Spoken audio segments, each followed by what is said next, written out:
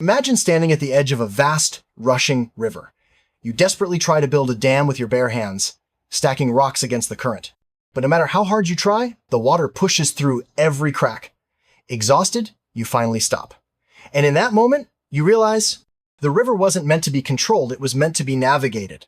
This is life. And here's the paradox. The more you try to control life, forcing outcomes, suppressing emotions, micromanaging every detail, the more stuck, anxious, and overwhelmed you become. But when you let go, something incredible happens. Life begins to flow.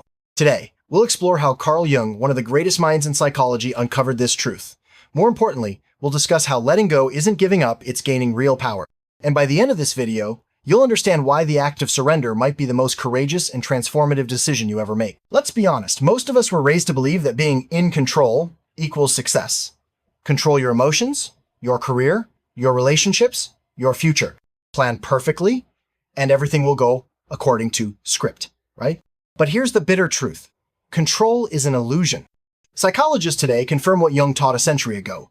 The human ego, our conscious identity, is obsessed with controlling everything. It tries to predict, prevent, and perfect. Why? Because it's terrified of uncertainty. But life is wild, unpredictable, messy, and beautiful.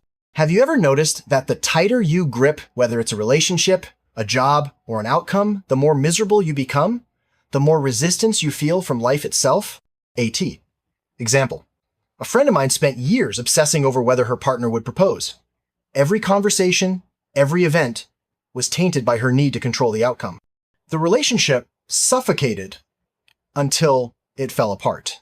Ironically, after the breakup, when she let go, she ended up meeting someone far better suited to her effortlessly. Carl Jung believed that a huge portion of human suffering comes not from life itself, but from our refusal to accept life as it is. He introduced the concept of the shadow, the unconscious part of ourselves that holds everything we suppress. Our fears, insecurities, desires, and hidden power. When we try to control life, we're often trying to avoid facing that shadow. We push away discomfort, failure, vulnerability. But here's the kicker. What you resist persists. Carl Jung, the more you resist uncertainty, the more trapped you become in anxiety and frustration. The shadow isn't your enemy, it's your guide. By facing it, instead of controlling everything to avoid it, you begin the real journey of transformation. Let me share a powerful story. There was a man named Hiroshi, a highly successful architect in Japan. His entire life was about precision, planning, and control. Every detail in his life was scheduled, until one day, a massive earthquake destroyed his home and office. Suddenly, the illusion of control shattered. In his darkest moment, something unexpected happened. He stopped fighting. Instead of obsessively trying to rebuild what was lost, he volunteered to help others who lost everything. Over time, Hiroshi discovered something he never expected: freedom. Freedom from his own rigid expectations. Freedom from perfectionism. And in that space, new creativity flourished. He redesigned his career, this time focusing on sustainable buildings that embraced, not resisted, nature's unpredictability.